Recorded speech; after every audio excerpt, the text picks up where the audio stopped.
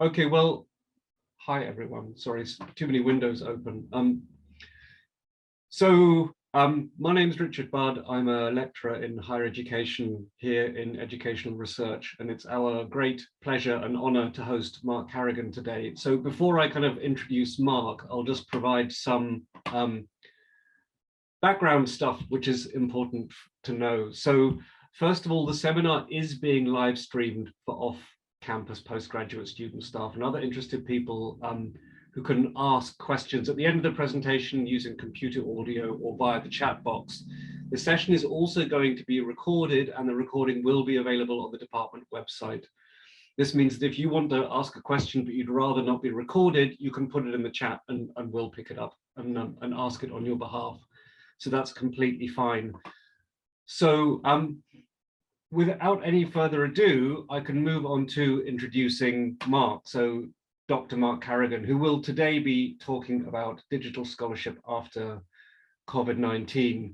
Now, when you can look at Mark's profile on the University of Manchester webpage, he does an awful lot and has done an awful lot for quite a long time around the digital in sociology and education. So, I mean, he's currently a lecturer in education at the University of Manchester, teaches on the MA Digital Technologies, Communication and Education.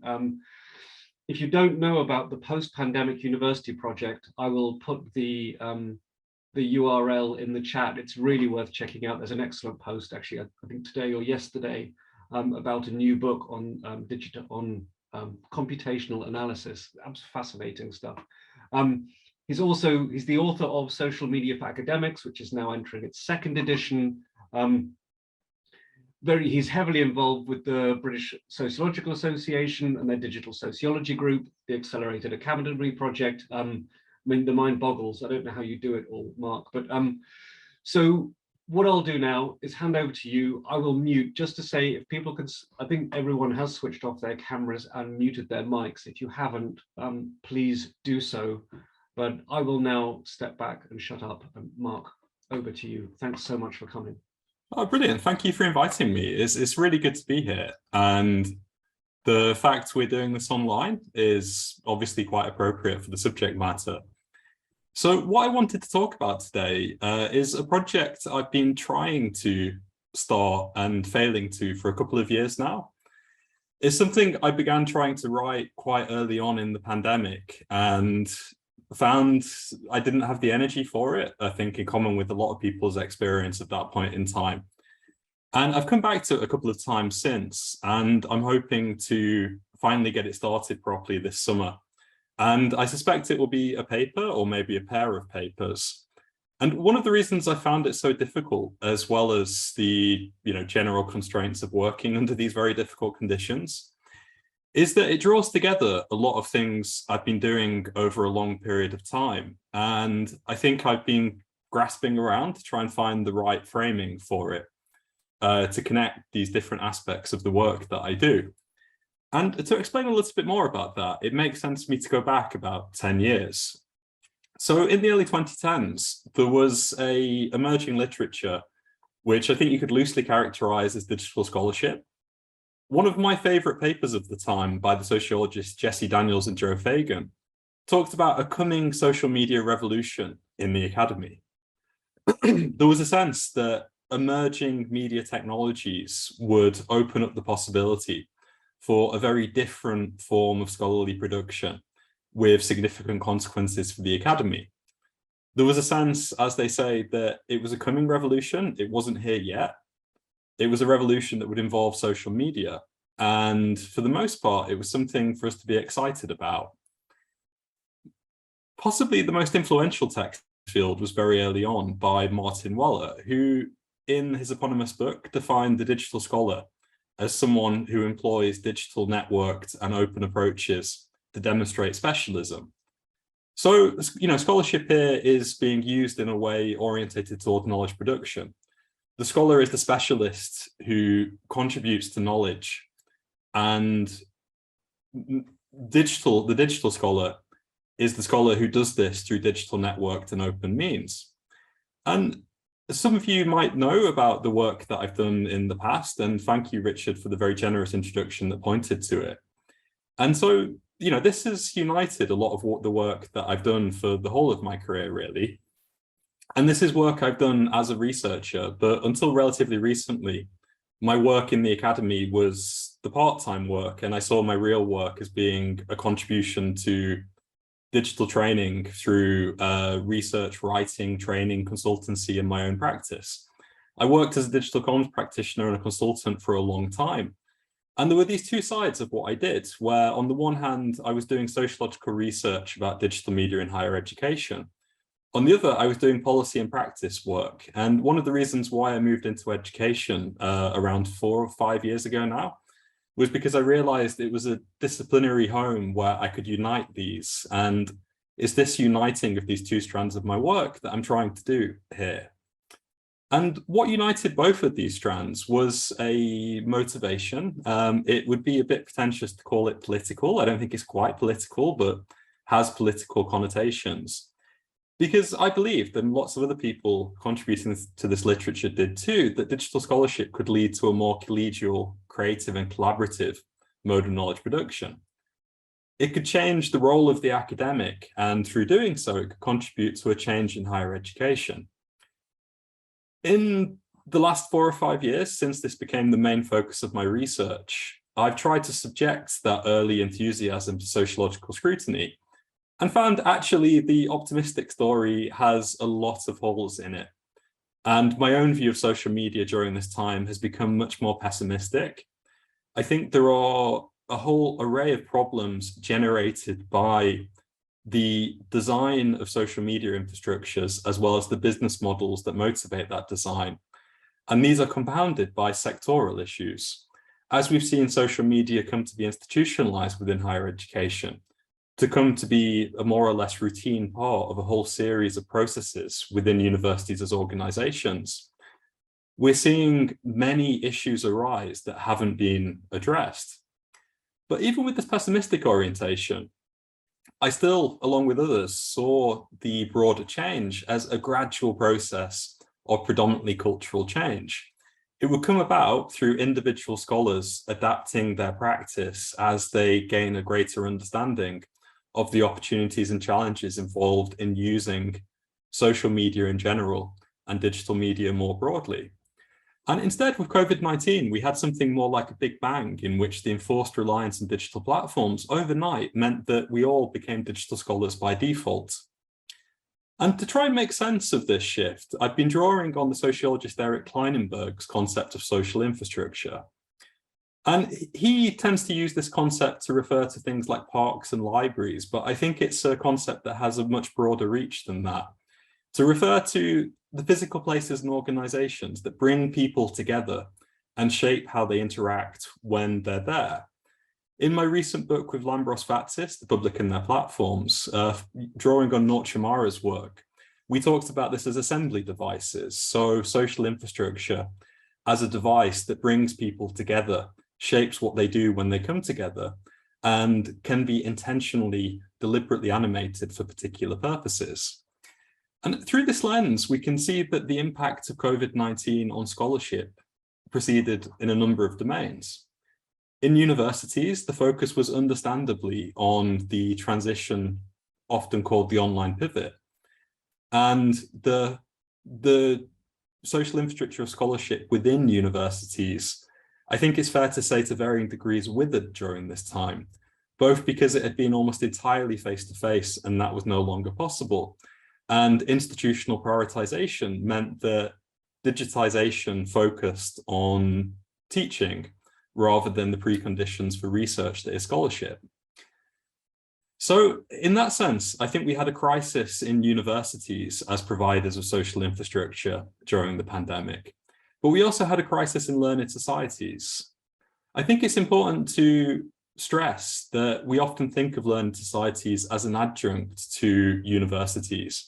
But actually, if we take disciplines like sociology in the UK, the Learned Society for Sociology actually preceded sociology as an academic discipline in a university. In fact, sociology as it's currently constituted within universities is in large part a product of the collective action of the early sociological societies who sought to give it a firm footing by putting it into universities. And as we moved into a later stage in the development of learning societies, they served a crucial purpose because in an earlier media system, it was very difficult and costly to bring scholars together across institutional boundaries. Scholarly journals and the role that learned societies have played historically in maintaining and caring for key disciplinary community journals is one expression of this, but so too are national conferences. When it was very costly to coordinate across these boundaries, the national conference had a significance. I don't think it does to the same extent anymore, because it was the only time when a lot of the people within a wider intellectual community would come together and meet. And so we would hope that learner societies would have pivoted into meeting the challenges of the pandemic more effectively than they tended to. But I think there was a crisis already brewing within learned societies, because in recent decades, there's been something of an unholy alliance with commercial academic publishing, where many were able to enter an expansionary phase funded by commercial income from scholarly publishers. With the incoming juggernaut of Plan S, the main source of income for many learned societies is in threat, and they're planning for that contraction of their income. But similarly, with events, face-to-face events, as a source of income being prohibited by social distancing, it meant that learning societies faced a financial crisis. And I think this severely constrained how they adapted to the pandemic in ways that I'll come back to a little later. And finally, more recently, we have digital media as a site of social infrastructure. It's often not recognized as such, but I think if we look in terms of the sociology of higher education, the most interesting and significant things academics do with social media are the things they do together. How we use it to form collectives, how we create blogs that we maintain as shared projects that serve intellectual purposes, how we build and grow podcasts or video channels, how we give a public identity to research projects that might otherwise be siloed within relatively insular scholarly journals.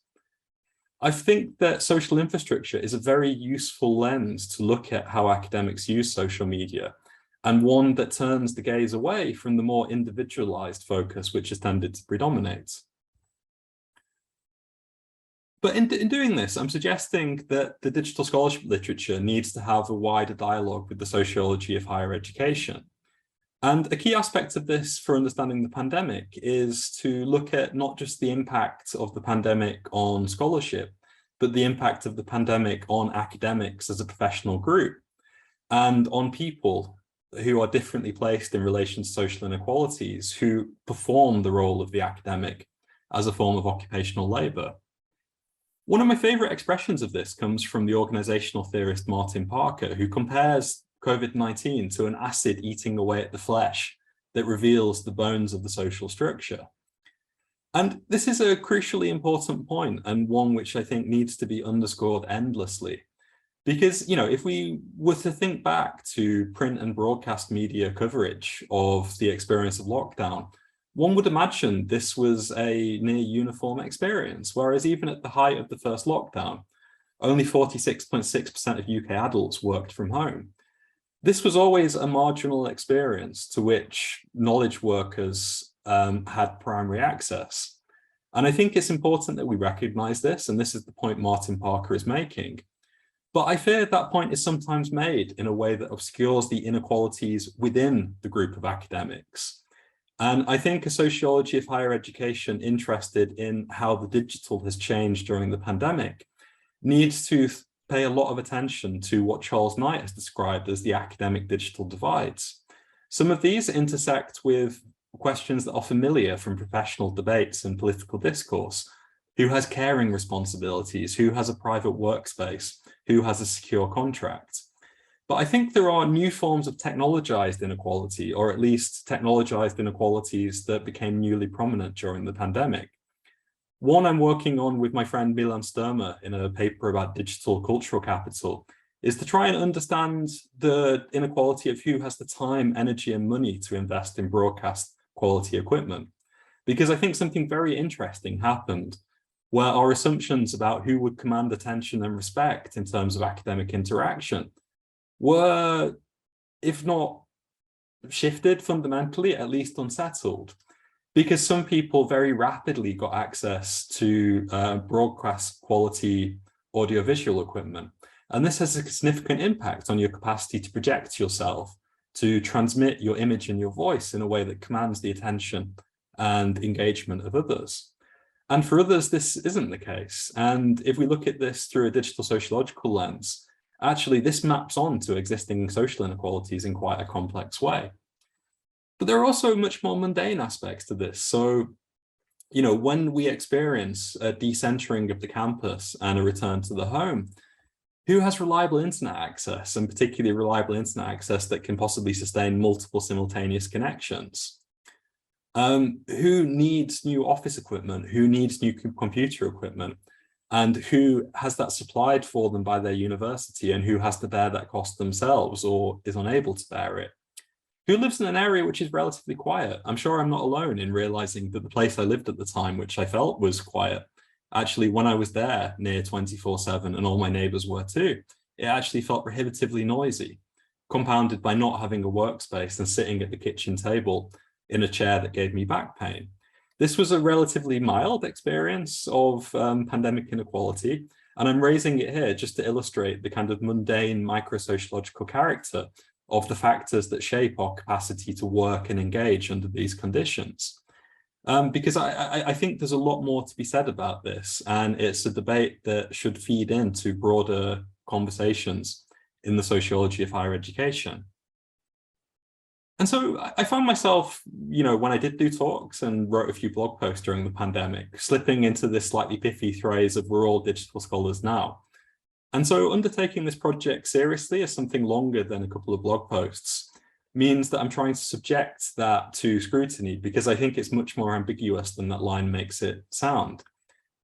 I like the distinction that the sociologist Nicholas Christakis draws between the intermediate pandemic and the post-pandemic.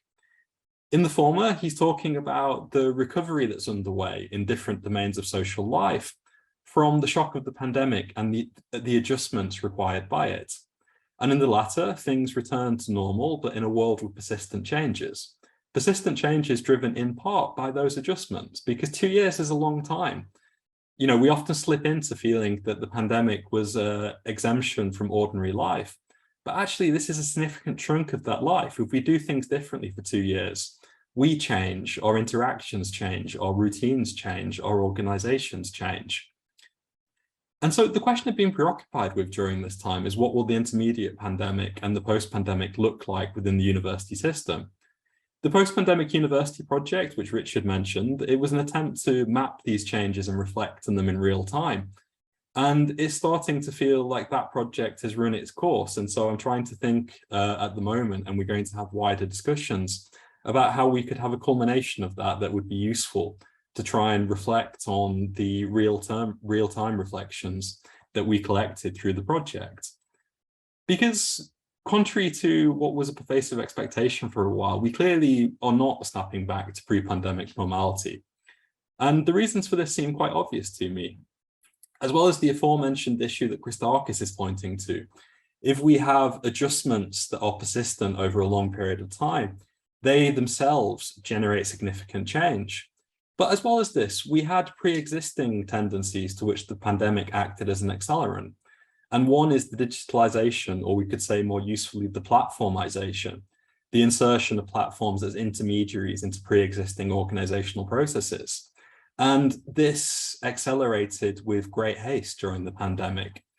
And I think this is why we're now facing a very complex multi-platform landscape that we need to understand, both at the level of sociological research, but also at the level of individual and collective practice. And to do this, I think we push up against two limitations. The first is the tendency of digital scholarship towards an individualized model of change in which, as I've suggested, personal benefits of open practice would incentivize adoption. The second, which I've not got time to talk about here, but is another project I've been trying to push along slowly over the last few years, is the degree to which platform studies tends to struggle with the question of agency. There are certainly exceptions to this. So I think Jean Burgess's work, for example, treats agency very well. But the understandable preoccupation of platform studies with the role of the user I think leaves it struggling to make sense of the individual and collective agency of the people who play the role of user beyond that, the occupation of that role. And so there's a conceptual challenge here, which I think is quite interesting to pursue, about the kind of slide into individualism or individualization, which happens in two quite different literatures. But there's also the practical reality of working in a British university after over 2 years of the pandemic. And I'd suggest that the multi-platform character of this is key to understanding it. We now have a mundane occupational reality where we engage with what Cal Newport calls the hyperactive hive mind of email, or rather we're locked within it. I think engage is too voluntaristic a term. But alongside this, we have social media platforms, ones we're using in official capacities, ones we're using in quasi-public capacities, ones we're using in private capacities. We have the ubiquity of video conferencing. We have the complexity of hybrid events and hybrid meetings. We have organizational collaboration platforms like Teams, and to a lesser extent, Slack, Discord, Basecamp, Trello. We have learning management platforms, which has obviously been part of university life for quite a long time. But these are part of the landscape as well. And we have enterprise management systems like Campus Solutions. And so the conversations that myself and Janja Komjenovic, Susan Robertson, Ben Williamson, and others were having in the late 2010s about the platform university now feels more relevant than ever, because when we were having those conversations, I understood us to be talking about a speculative future scenario. The platform university was something we were heading towards, a university that was so ubiquitously platformized that it had become something fundamentally different. The central loci of the organization was the mediation by different platforms and the interconnections between them, and face-to-face interaction was in some way peripheral. But it seems to me now we are in a platform university. And so I'm hoping that we can pick up on and further extend those discussions we were having, because they feel urgent to me. We were talking about something which is deeply relevant to the predicament we're now in. But in the project I'm talking about today, I'm focusing much more narrowly on social media platforms, mass commercial social media platforms. They're only part of this digital landscape, but I'd argue they're particularly important because they enable us to reflect on and organize against things taking place within the academy. The potential of social media to facilitate collective action has been chronically overstated, but I think the evidence base is clear that it can facilitate collective action, underscoring the conditional there. We have forms of networked agency in which individuals can act in loosely coordinated ways, and we have more organized forms of collective action. And so the work I've done for a long time on trying to support academics as individuals was focused towards how to support people in using social media in a way they found personally satisfying and professionally sustainable. And the link here is that I think that level of individual use is something we can't dispense with. I think as an individual, cultivating a reflexive relationship to the habits that platforms inculcate in us is crucial, because it's a precondition for ensuring that we can use platforms and not be used by them. That, as Mark Fisher once put it, we can use them rather than live in them. We can identify particular purposes that we want to enact, and we can, with varying degrees of success, ensure that we use them for those purposes. And again, with varying degrees of success, avoid the kind of constant tendency towards algorithmic drift as we're pulled back into a never-ending stream of sorted content customized for our own interests. There's always the possibility of that drift, that we end up wasting time and energy. We end up being used by social media. But I think that level of individual digital scholarship is important because it can be a defense mechanism against this. And once we can define our own particular purposes for using social media, it opens up the possibility that one of those purposes is collective, or at least networked, for pursuing certain ends for the amelioration of shared problems. The difficulty is that the institutionalization has hindered rather than helped this. And as someone who's been around the kind of training area for social media for a long time now, the transition is really startling. If you did a social media workshop for academics in 2010, 2011, you'd sometimes have half the room being basically quite hostile to what you were suggesting. Whereas now there's a near uniform recognition that these are part of what academics do. And I think in a way that's gone too far. While I wouldn't want to go back to the disinterest at best, suspicion at worst, which greeted social media, I think we've now moved to a situation where using social media, or rather having a highly visible, professionalized, polished social media presence, is part of the portfolio of activities that what Liz Morris memorably describes as the Trump academic is expected to have mastered. And I think one way to push back against this is a focus on social infrastructure that I talked about, to see social platforms alongside universities and learned societies as an important infrastructure, as something that we take a deliberate relationship to in order to design and build and find ways to use them that serve our purposes and help bring us together and maintain relationships and keep conversations going in ways that are intellectually enriching and pursue and enact some shared end. And so in this sense, what I'm trying to talk about could be seen in terms of rebuilding intellectual community after the pandemic. I'm very concerned that learned societies are going to continue to struggle. The fact that learned societies and our disciplines have been around for our entire careers can make it very easy to assume they will always be there. And I think there's no reason to assume that. I spent a lot of time in the late 2010s in the Foundation of British Sociology archive at Keele University, because I got fascinated by early British sociology. There was this rich network of quite entrepreneurial figures who were constantly setting up new organizations and new initiatives. They did immensely creative things. They had remarkable publishing operations, given the costs and challenges involved in publishing at that time. They even did things like running what was in effect a sociological travel agency that for a period of time was a major contributor of income to the society. I can't stress enough how vibrant and full of intellectual and practical energy, even commercial energy, these organizations were. But it dissipated, and the story of how it dissipated is quite complex. But the British Sociological Association came out of that dissipation post-war. And much as we have successive waves of learned societies where there are ones that play a crucial role and then fade away for various reasons, I think we might be going through such a wave now. There are huge changes coming to the journal system with massive commercial ramifications for the viability of learned societies. I think they suffer from a struggle with precaritization, where wanting to maintain their membership base leaves them focusing on fee-paying academic members with secure employment. And this is a group that we know is contracting with time. And these systematic challenges mean that I think we could face a situation in which learned societies begin to fail in the next 5 to 10 years.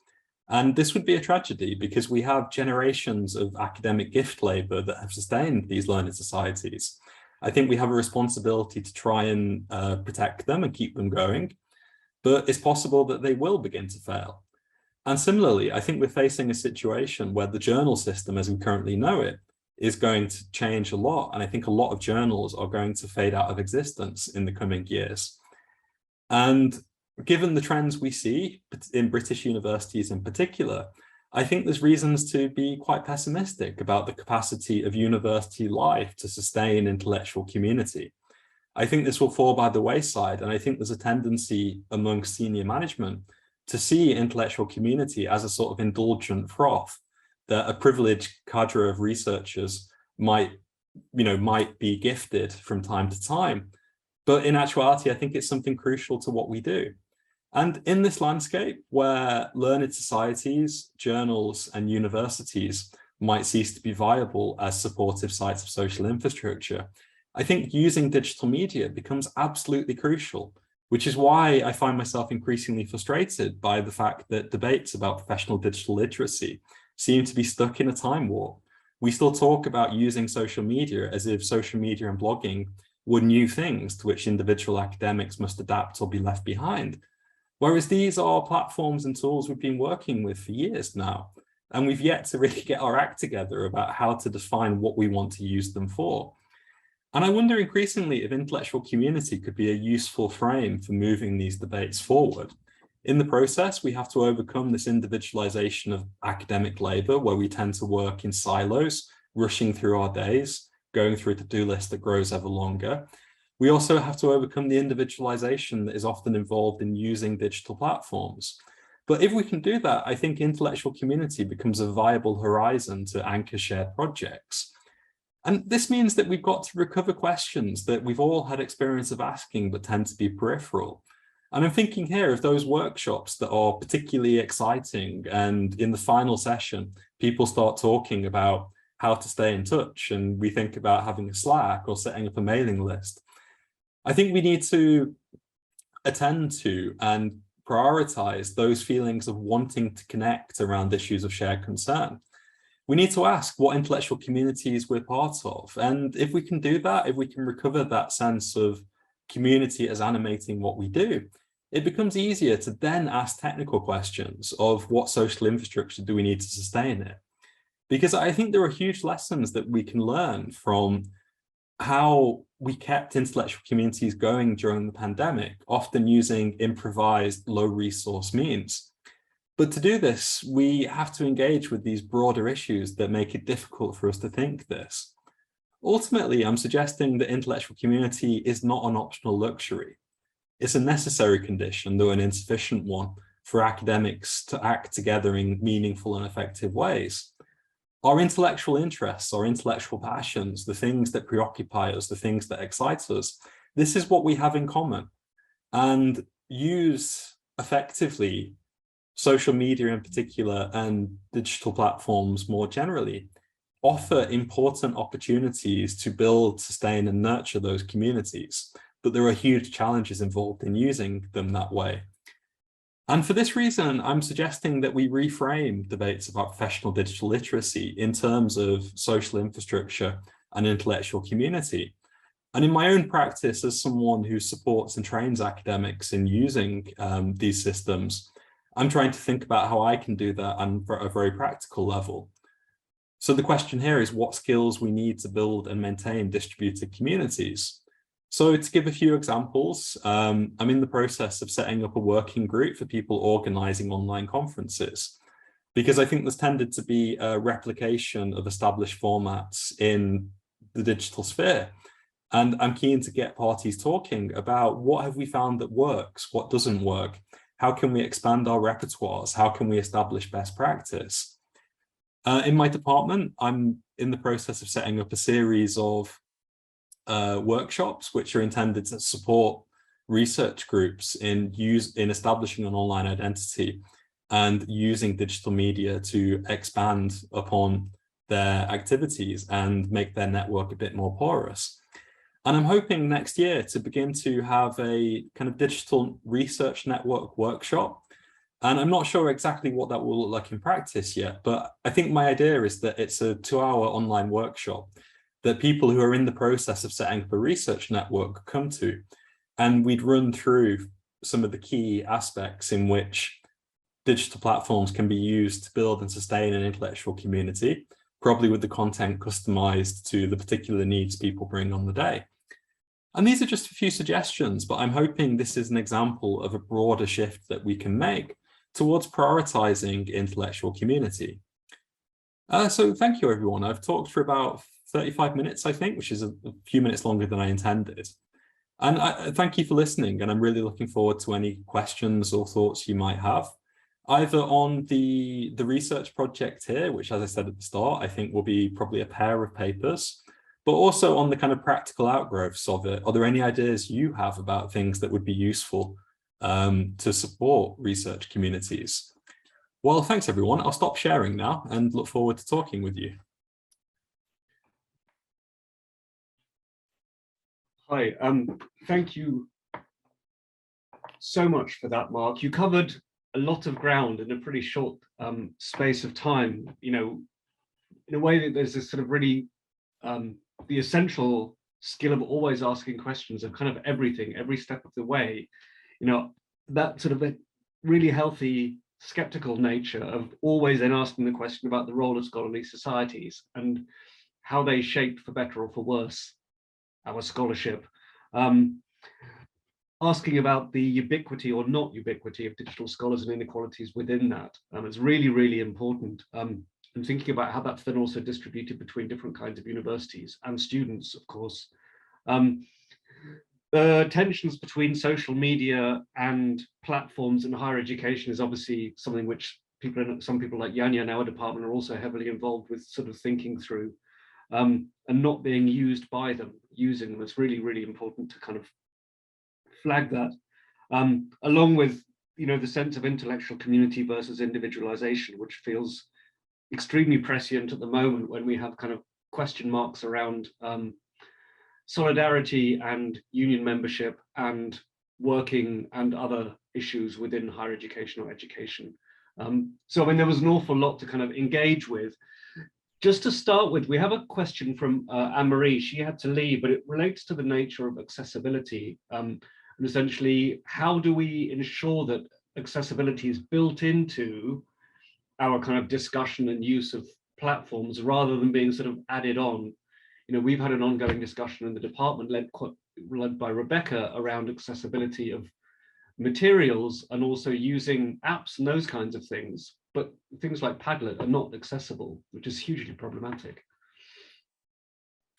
Yeah, I think that's an enormously important question, and it's something that I've been aware in my own writing I've been neglectful of, and so I'm trying to think a lot more about that at the moment. One particular aspect of it, which I thought a lot about in the last year, is the tension between experimenting with emerging platforms. And so, you know, we've seen a growth of new forms of real-time collaboration system that can be very enticing. So Gather.town, for example, if anyone's familiar with that, which is a real-time platform which involves 2D avatars in a top-down 8-bit game-like format, navigating a shared space. And it's brilliantly engaging, but I think is terribly inaccessible. And I'm not sure how we square that circle, but I think it's a very important conversation to have. And I wonder, perhaps just thinking off the top of my head, if we need more of a division of labor, so we don't experiment with real events, but we have small scale experiments where we write about them. And to a certain extent, the post-pandemic university has served that purpose. And perhaps it would be useful if projects like ours try to prioritize accessibility in those discussions of new platforms, so that we could raise an awareness of, yes, there are these new exciting systems we can use to interact, but there are significant accessibility problems with them. And so that issue of how we engage with novelty, I think, is one aspect of the question. The other is raising an awareness of what individual academics can do in their use of digital media. And I think when this is individuals, it has to be a different kind of conversation about the responsibility you have to those of projects. And particularly when projects have funding, there's more capacity there to meet these needs in a thorough, fully engaged way. And I think the projects that are doing that possibly need to be more public and more vocal about the fact they are doing it, to explain what they're doing and to encourage others to do it as well.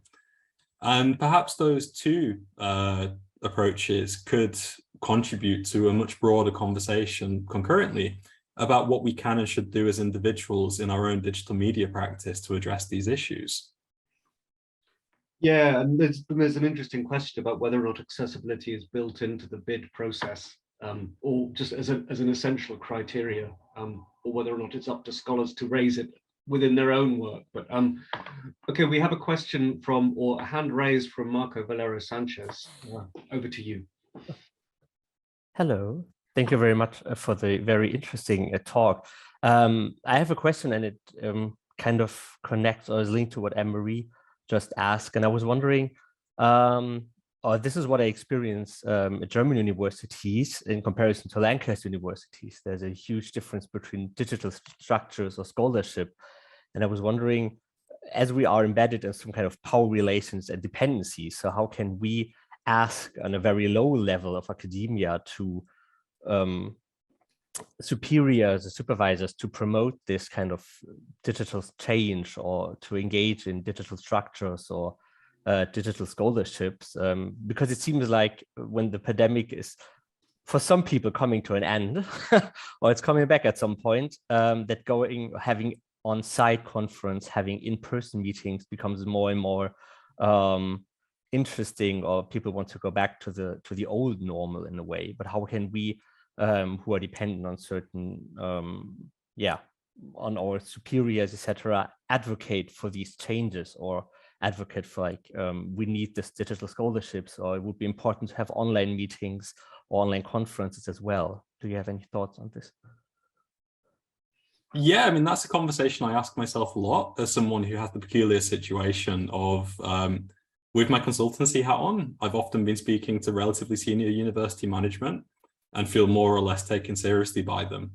But within my institution, I'm one junior lecturer amongst many others. And, there's not much sense that people are that interested in what I think. The fact that there is that interest by senior management for people like myself who are offering academic research as consultancy suggests there is a need there. There is a recognition amongst at least some university leaders that they don't have the answers. This is a complex landscape, and that they would benefit from intellectual perspectives on this. And so I wonder how we could get better at meeting that need while being realistic about the inequalities of power and influence within the university that you're pointing to. I thought for a long time that UCU have a role to play here, and I fully understand how, given events of the last 4 years, UCU don't have the capacity to lead on these issues. But I know that a lot of casework goes on around social media in UCU branches. And I wonder if there are ways the union could be less reactive and more proactive and coordinated about these issues. And similarly, learned societies, I think, have a crucial role to play. A conversation I spent a lot of time trying to get off the ground, which never really worked, was about acceptable speech online. So I've argued that I think learned societies, as representatives of intellectual communities, had a role to play in facilitating a conversation about what is acceptable and unacceptable academic speech. And in its absence, this has tended to be decided by fiat, by university management, often on an ad hoc case-by-case basis. And that's one particular specialized sphere, and I think there's similar complexities happening elsewhere. But I worry that unless we can articulate our interests as a stakeholder within the university system, then judgments will tend to be handed down from on high, reflecting perspectives other than our own. And I suspect alliances are going to be really key here. So colleagues working in libraries and information systems, to name one obvious example. How do we have conversations about these issues across professional boundaries? And the program I now run at University of Manchester is heavily involved with communities of learning technologists. And so this is another example of the kind of alliance that we can form and that we should try and cultivate. In short, though, I think it's a brilliant question. And if you have any ideas about it, I'd love to hear them, because it's something I'm very actively struggling with at the moment. Well, your ideas were great already. I thought immediately about, as you said, forming research groups, and if we more engage in digital structures or digital scholarship, we can, of course, broaden our horizons and create more knowledge or share more knowledge broadly over continents, over time. That was I was thinking of. And if we solely stick to these on-site in-person events, and try to forget what we have learned or should have learned in the 2.5 years of the pandemic, that we might lose people along the way, or might lose knowledge in a way, or lose research cooperation. Or in contrast, we can form or build more partnerships and corporations and gain more knowledge if we invest more in digital structures. But yeah. Yeah, I totally agree. And it occurs to me to mention that I write regularly for the LSE Impact blog. And one of the reasons I've written for it regularly for a long time is that it's read by a whole range of professional groups within universities and in associated organizations. So like publishers, learning societies, research funding agencies. And so I think finding those outlets where there are cross-cutting audiences and identifying places we can have these conversations is probably an important part of building these alliances. Great, thank you, Marco. Also, Kyumi has raised a hand for a question. Kyumi, where are you? I'm here. Can you hear me okay? Yeah. Yeah, thank you so much, Mark. Yeah, and I really enjoyed listening to it, and I really like the kind of way that you try to interweave all this complexity within the short talk. So my question, however, is more like going back to this particular platform that we've been using, like Twitter, like social networking, sites that we're heavily using at the moment, and also we are, in my view, implicitly forced to use it by university as well, in the current climate of hyper productivity. And I used Foucault to understand some of the feelings that I have personally. And I feel like how we have been engaging with this social network sites at the moment is really, really kind of constant 24 hours, self-monitor ourselves. And we really need that to almost the feeling you want into, because everyone is just talking about what they have done, no matter what. So it's just kind of, you went into Twitter and seeing what other people are doing and just to feel shit about yourself. It's just like, and then that really gives me the feeling that I'm surveilling and almost self-monitoring myself to be productive enough to XYZ colleagues. And I feel consistently unhappy about my own productivity because I compare myself with that. And I think the higher education itself is promoting that a lot. And I don't know whether they are really politically or directly aiming to kind of control ourselves, but it's just push, I feel like constant push by a department doing some self-promotion. And then on the other hand, I can walk in and kind of control myself to be more productive, like naturally. So it's pretty kind of good tool for them. So yeah, that's just personal kind of feeling I have been. So I'm just wondering what you think about this side of it. Although all this accessibility issue on the physical sense is achieved when we walk in this kind of climate, so for sure that it will never be equal, although we have every single thing's really the same in this game. So yeah, sorry, question is pretty messy, but I don't know how to ask it better. So I just welcome to hear your opinion on that. No, I completely relate to that. I think we've created a monster, and it's one that I don't think we should be trying to slay, but I think we need to tame it in some way. And I come to this as someone, so in 2019, I think I was probably the most followed sociologist in the UK on Twitter, or close to. And I deleted my Twitter account because I just thought, I'm sick of this. This is extractive labor. It's been a long time since I enjoyed this, and I don't care if it harms my prospects. I want rid of it. And then the pandemic hit, and if I'd known that was coming, I probably wouldn't have deleted it because it was going to be quite useful as a kind of connective lifeline. But it was an interesting experience, and it's one where in the last year since I started my first lectureship, I set up a new personal Twitter account because I decided that the benefits did, I think, outweigh the costs if I could use it in a careful way. And so I think there's now a category of us for whom we feel that we ought to be using social media, but it causes a lot of harm. And so recently I've tried to package up some of the work I did on this previously in an accessible format, because I think there are lots of small things we can do to tame our relationship with a platform like Twitter in particular. And so I can share the link to that. I wrote, after the Elon Musk announcement, I wrote a list of 14 practical things that academics can do if they want to distance themselves from Twitter without leaving entirely. And I often come back to this line from Mark Fisher about using social media rather than living within it. And, for me, when I read that, it captured exactly what I was trying to say. I think we can exercise more agency over these platforms than we tend to assume.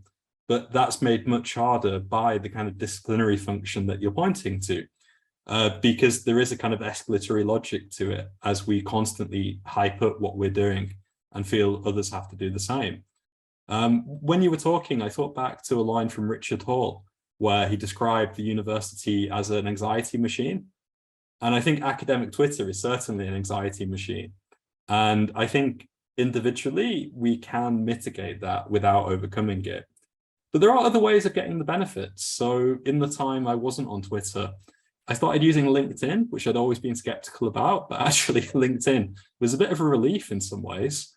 You know, there was such a narrowly defined professional kind of use of the platform. I find LinkedIn incredibly easy to just dip in and out of. If I want to share something or ask a question, log in, do it. And then I will often not think about LinkedIn for a week or two. And, you know, I hate to admit it, but I think I've never gone a week or two since joining Twitter without thinking about Twitter. And so we can tame how we use a particular platform. We could find other platforms, but I think there's a much broader collective thing we have to do here. And this project, I guess, is gesturing towards what that could be.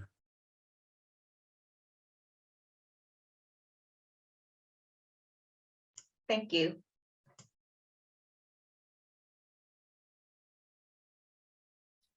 You're on mute. Sorry, Richard. yeah, no, I was. Schoolboy error. Thanks. We have one hand raised, but also there was a question in the chat which I'll read out for the benefit of the recording. So from Lai Ma, thanks, Mark. I was wondering about the notion of social infrastructure. Membership of learned societies and by extension, attendance at their conferences and publishing in their journals is related to prestige and career prospects. Do you think the digital social infrastructures can restructure what academia or research communities mean? I hope so, but I mean, that is, that is the question that I'm preoccupied by, I guess. And so I'm hoping that when I do turn this bit of work into a paper, there's a whole series of other projects coming from it. And yeah, in a way, that maybe is the research question I've been grasping towards that I'm trying to ask. And I hope they can. I mean, I'm interested in why learned societies struggle with platformization. And I've been thinking about this on a kind of institutional level. So, you know, if you think about the kind of media system that an institution evolved to cater to and act within, I think learned societies tend to operate in a kind of post-World War II media system. And I think there are systemic reasons why they struggle in the media system we're now operating within. And so I'm concerned that they might struggle to adapt. And I think you're spot on about the relationship to prestige and career prospects. My sense is that in the face of financial uncertainty, they've tended to prioritize reproducing the existing membership structure rather than exploring new ones. And I can understand why they don't want to experiment under difficult conditions. But if the rank of fully signed up, fee-paying, established academic members is contracting with time, then, I mean, you know, this is going to be a death cycle. It seems very obvious to me. It's only going to go in one direction. And I think they need to loosen up their membership structure, find new ways of engaging with people outside their remit, and possibly explore new funding models associated with that. And I think if that can happen, then it is possible that they can restructure what academia or research communities mean. But I think a lot of things that people running these societies take as axiomatic will need to be dispensed with first.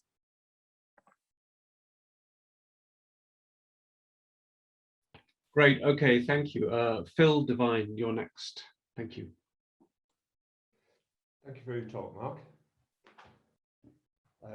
Can you hear me? Yeah, you're good. You mentioned within your last kind of part of your answer to a previous question, as such, the cost of use of social media against the pros and cons, and sort of beginning to understand a little bit about the cost of you using social media, such and the aggregation of data and the sale of aggregation of data as such, and therefore sort of personal identity being monetarized as such. I'm interested in the fact that we don't actually fully understand the cost. And also, I'm particularly interested in what kind of pushback you've had with trying to engage academia within social media, within that context, if that made sense. Yeah, I follow the first bit entirely. And this is something that I realized recently I've tended to neglect in my own work. And I mean, I'm sure you're aware of Janja's Kominovich's work. Yeah. And so I've been reading the brilliant stuff she's done recently in the last 6 months. And I think this focus on assetization is a really powerful way of making sense of the dynamic that you're pointing to. And partly because I've come out of the digital scholarship literature, I think I have had this very individual focus. So a large part of what I was saying earlier was auto-critique as much as anything else. You know, so I'm trying to think about it much more systematically. Yeah. And I find Janja's use of assetization a very powerful concept for that. Sure. I didn't follow the second bit of your question though. Yeah, well, what about the idea of kind of cost, and we don't know the full cost because it's hidden from us. Oh, sorry. Yeah, I understand. Yeah. And yeah, this is an issue that I'm working on with a colleague at the moment, JJ Sylvia, from the US, and we're trying to explore using Sedgwick's work on paranoia from queer theory. We're thinking about how we can have a platform literacy that is attuned to that dynamic, but one that is not paranoid. Because one thing I've noticed is there's this kind of generalized anxiety provoked by the fact we don't know. There's a sense of algorithms as these kind of shadowy entities orchestrating things behind the scenes. As a few people have pointed out, I think Adrian Mackenzie was the first person I heard make this allusion. You know, algorithm has become a bit like discourse as a kind of floating signifier that does an awful lot of work. And I'm concerned that the lack of specificity in discussions about what kinds of data are commodified and what kind of data are assetized can generate that kind of paranoia, which is why I think assetization is such a valuable contribution, because it helps us talk much more specifically about who is doing what to whom, when, and how. And I think that concreteness is useful because it can ground a suspicion that is not paranoia. And I think that distinction is very important. Yeah. So kind of within that context as such, kind of like I'm also interested in why you know sort of academic institutions sort of haven't actually begun to develop platforms themselves to kind of facilitate this conversation within the same way as a traditional tool with a etc. such. And I'm interested to know if actually you know any developments within academia of sort of developing specific platforms to facilitate. The closest that I can think of is Humanities Commons, which is run by the Modern Language Association in the United States. And I think that's a fantastic idea, but the fact I've never actually got around to signing up points to a fundamental problem. I mean, the reason I'm so preoccupied by mass commercial social media is because the mass commercial nature of them is what makes them exciting. Yeah. They've grown to the scale they have and the quantity of interaction they have precisely because of the things that we find problematic about them. And it's very hard to have a kind of platform cooperative model that can level up in the same way. I don't think it's impossible. And a side issue is about open source systems as well, which I understand to be much more common, for example, in Germany than they are in UK higher education. And this is something I'd like to explore in a lot more depth as I get further into the project. Brilliant. Thank you for your time and answer. Welcome. And over to you. The floor is yours. Thank you. Thank you very much, Mark. I wanted to go back to what you said about Rich Hall's work in terms of anxiety machines, and it relates, because big fan of his work. It relates to some work I've been doing on some diary studies for lecturers when we went into lockdown, and asking them to reflect on their experiences being out there without what we've started to find is the institution receded and people took over their own agency there. But I'm wondering, in terms of your questions about that gap for learned societies, is as we're coming out of the pandemic, the institutions have picked up their mediatization of what individuals do, and we are back as individuals back to throwing ourselves perhaps in the ways that we are beginning to replicate those old patterns. And is there a role then for those learned societies to be buffers between individual academics and the machine of the university? Do you see where that gap has kind of grown and then receded again? Yeah, I certainly think there is room for them to do that. I'm skeptical they will. I mean, I could imagine a kind of next generation learning society that is adapted to the kind of fundamental role of platforms that would be doing exactly this, because it would seem clear this should be a priority for their members. But I think kind of actually existing ones that we have aren't going to do it. But the research sounds fascinating. I mean, I'd love to read anything you're writing on it.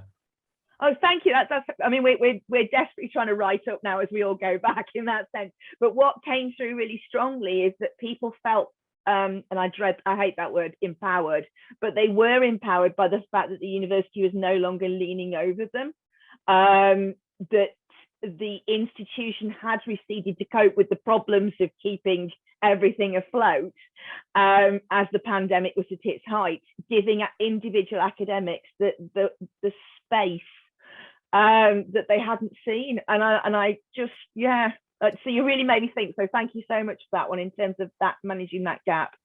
Yeah, you're welcome. Thank you. It makes me think of a concept from philosophy of technology of unburdening.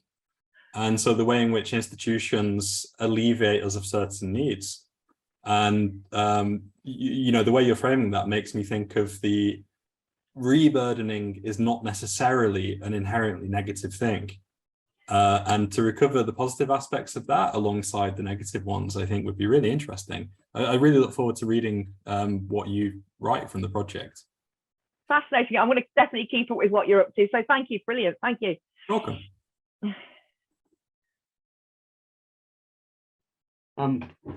No one else has a hand raised, so I'm not using chair's privilege here. I don't think. If anyone has any questions, do post or raise a hand. This kind of connects with what Fran was talking about a little bit, but something that you mentioned earlier on is a potential tension between social media and its kind of business models and ways of functioning, and higher education. And I mean that in terms of how it functions as a business model, in terms of reputation management, and also then how academics do or don't behave on social media. I mean, there was a fairly well-known case of an emeritus professor from Leicester who lost his emeritus status because he was heavily critical of some of the steps they'd made on social media. And I'm just wondering if you can say some more about not necessarily that case or that kind of thing, but essentially the tension that operates between them and how we might resolve that. Yeah, and I mean, that kind of gestures back to the question earlier, and it occurs to me that another alliance that we need to form are with people who are working in kind of impact and research culture within universities, because I think they are potentially quite powerful allies. Like certainly at my own institution, one of the things that's really struck me is that social responsibility, as they call it, is genuinely taken very seriously by senior university leaders. And I think people working in that area are, for the most part, in my experience, very attuned to the necessity to give autonomy for research communication.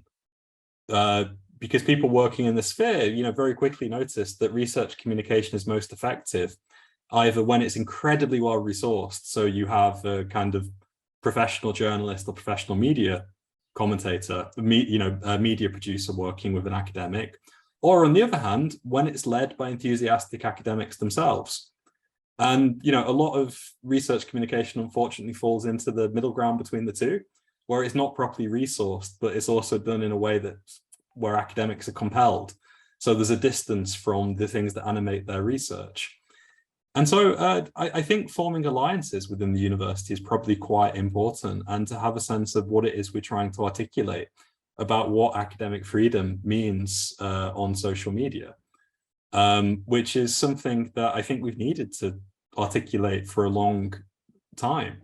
And there's been an unwillingness to talk publicly about the fact that there are academics who do things online that we find problematic. And I think if we have conversations about what is problematic, it becomes easier to say what we will defend. And cases like the Leicester Emeritus Professor is clearly something we should defend, you know, that people can have a critical orientation towards their university decimating itself without being penalized in this way. And I think unless we're willing to be part of that wider conversation and make a case about what standards we support in this domain, it's harder for kind of piecemeal responses to have any force, if that makes sense. Yeah, it does. And I suppose, why do you think there has been a reluctance to have this conversation, in the sense that there's a tension with that sort of the reputation of the institution, but then I suppose in a way any kind of attempt to codify how academics should or shouldn't ends up being seen as a way of cancelling, or, you know, of actual free speech limitations rather than concocted ones. Well, that's the word, isn't it? Cancelling. And so, you know, I think part of the issue here is the quagmire which are contemporary debates about free speech and cancel culture. And perhaps a more kind of pragmatic, strategic way into it is finding other avenues where there's a really compelling case to be made for a maximalist interpretation of what is legitimate academic speech online. So, you know, one thing I'm thinking a lot about now that I'm running a master's program is how we use social media for communicating about that program and recruiting PhD students. And once I started seriously thinking about this, it seemed really clear to me that the more of our team's personality and interests we convey, the more appealing this is going to be to potential students at PGT and PGR level. And so I think when we can point to incentives like that talk the language of the university, it might be easier to push back on some of these issues. And I'm not suggesting that is sufficient in and of itself, but I think there's a kind of general reckoning with social media as a professional group that we've just not had. And the fact we've not had it after 12 years is kind of fascinating to me in many ways, because you would have thought that this huge shift in how we communicate and organize would have been something that we'd have longer, more extended conversations about, you know, rather than having kind of occasional how to tweet, how to blog sessions. Yeah, and that's interesting, the Elon Musk potential takeover of Twitter that you mentioned, and how that was responded to also kind of said quite a lot of normative things about how we think social media should be working, even if it wasn't necessarily working that way. It was seen that it would be even worse than it is now. So that probably, yeah, that was an interesting opportunity there. Yeah, and I mean, that the conversation provoked by that, I found very thought-provoking, because after my work on social media took a much more negative turn, you know, I had a feeling that I didn't really have an audience anymore, or at least not the audience that I had, because when I was talking about all the great things we could do with social media, a lot of people were interested. And when I was saying, well, actually, there are huge problems as well, it felt like I wasn't being enthusiastic enough for the enthusiasts, but I also wasn't being critical enough for the kind of people who say, you know, get these mass commercial platforms out of universities.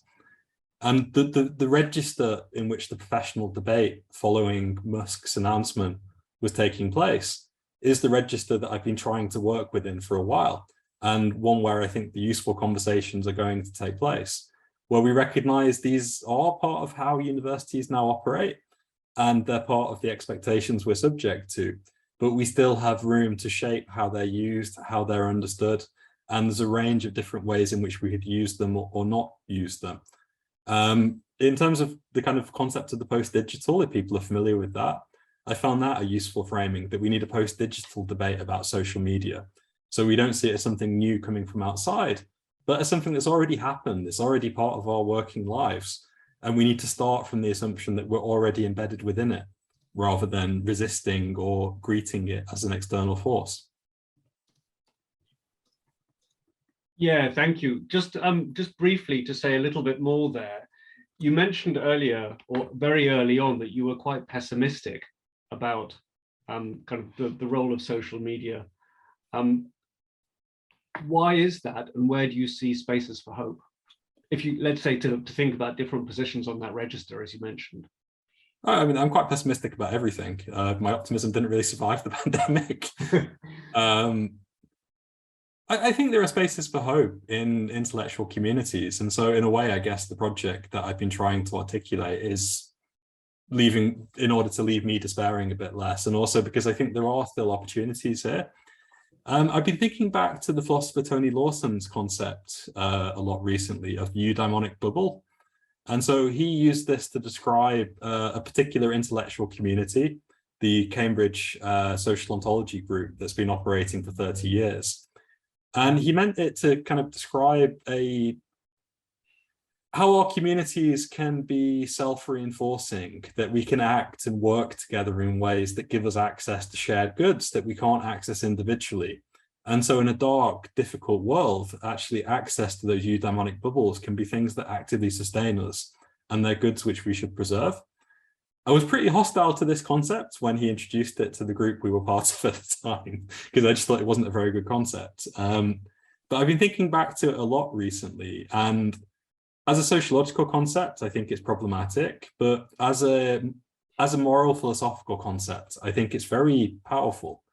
I don't think it's a good diagnosis of how communities operate, but I think as an ambition, it's very worthwhile to understand communities as things which nurture us, things which fuel us, things which give us comfort, but things we have to exercise care in relation to. We have to keep cultivating them or they will fall apart. And no one person is ultimately responsible for that. It's something we have to do together. And in that sense, I think eudaimonic bubbles are something that we should be trying to care for. And I guess I'm thinking of social media as a set of technologies that can help us generate and care for those eudaimonic bubbles. Yeah, so again, that comes back to that intellectual community thing and how we sustain that in an inclusive way. Sorry, we've been hogging the floor a little bit here, or I have been. Kyungmi, over to you, and then Morten, you're next. Sorry, yeah, I think Morten, if you want to go first, you can do.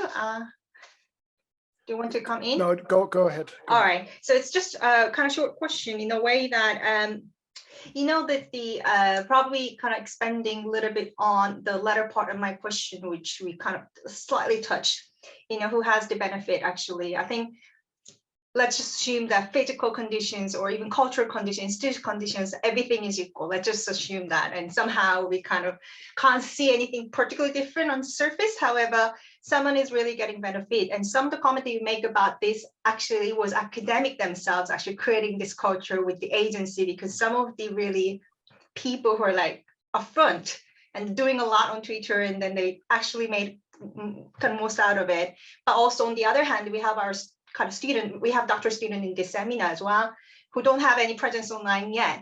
And like actually they go to training and then learn how to like make persona, and they learn how to put their Twitter account and what to say about it.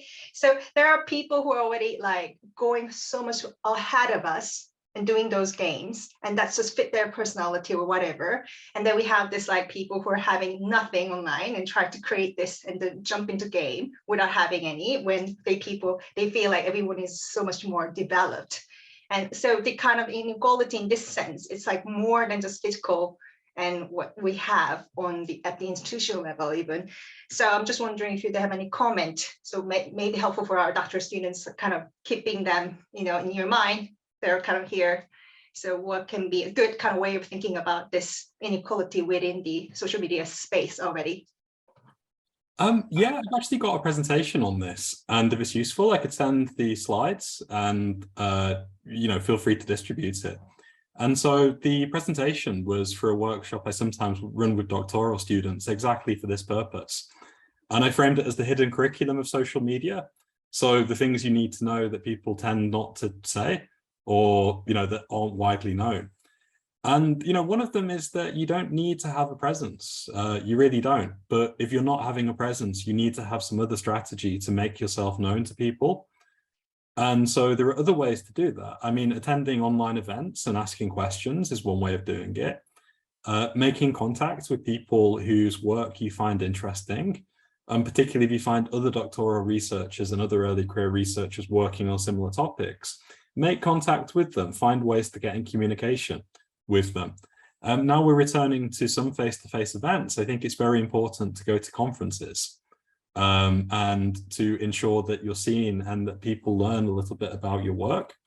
I think the imperative here is visibility within a professional field. And social media is a powerful way of doing that, but it comes with costs.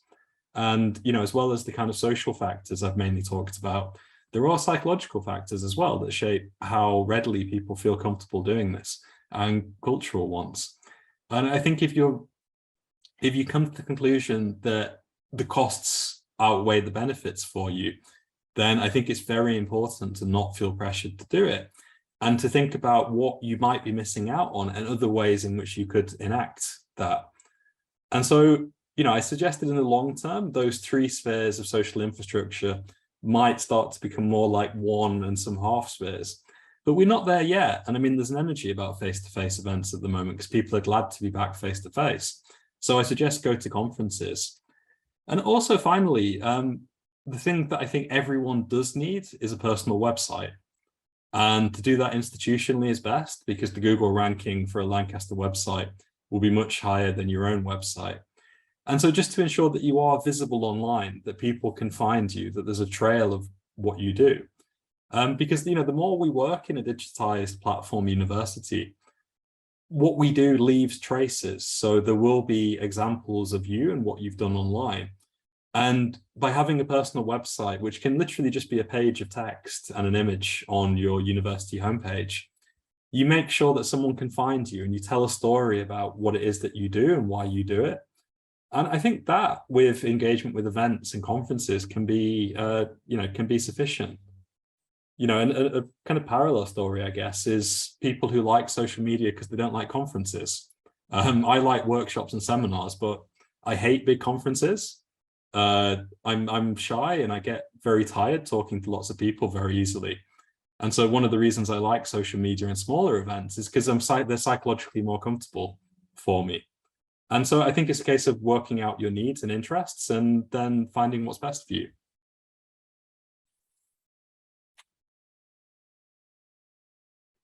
Great, thank you. Morten, over to you.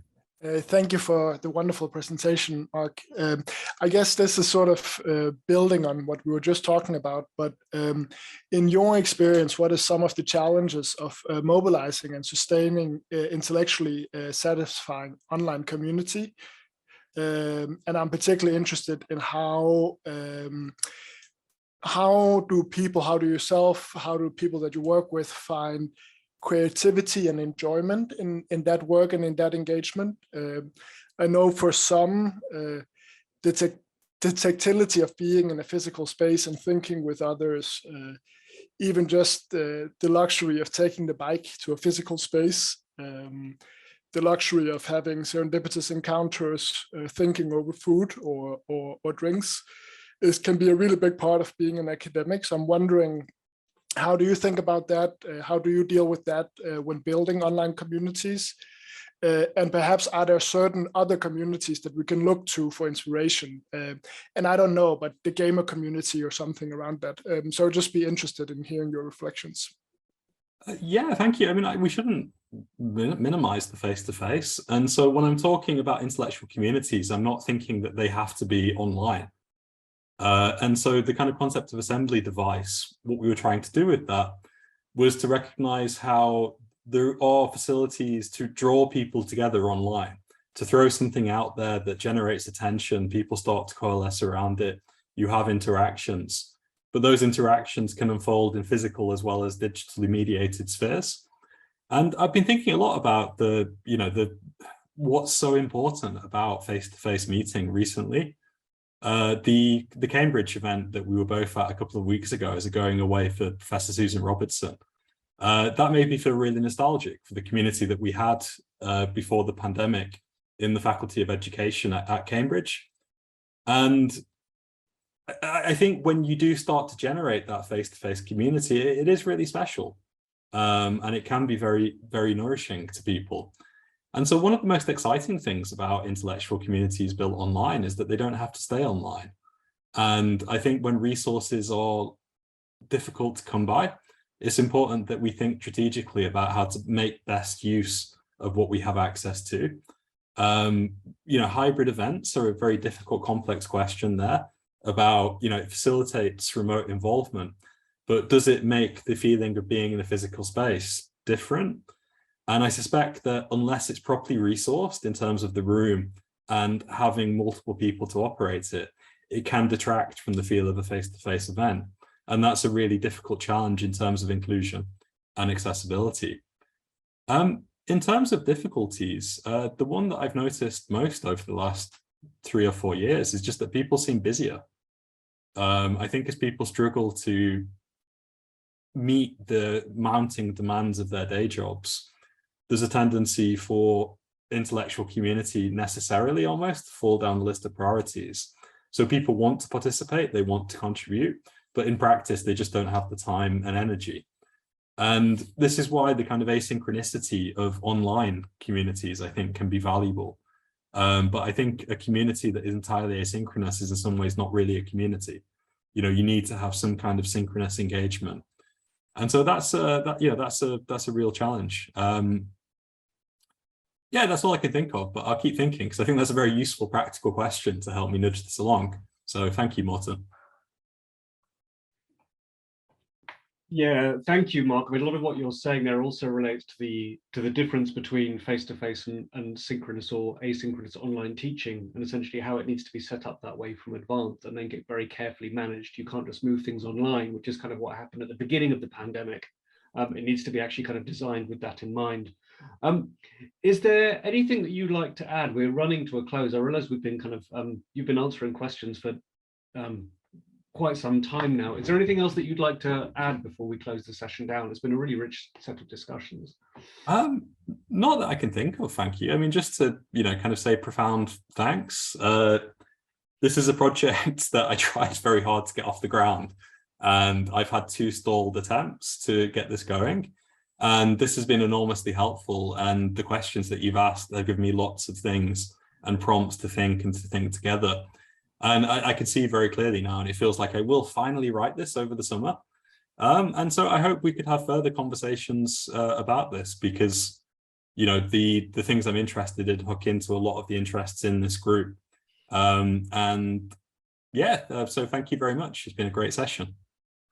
Yeah, great. Okay, well, thanks so much for coming, and thanks for everyone for coming and for listening and for asking questions. And it's been a really sort of rich and varied discussion. So if I'm going to close this down now. So this is the last seminar in our series this year. So it's been a really sort of great one to finish on, to give us food for thought over the summer, and to give you food for thought over the summer, obviously, Mark. So that's been great.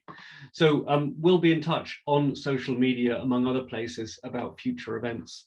So again, to Mark, thank you very much for coming, and to everyone else for attending and asking and being present. Take care.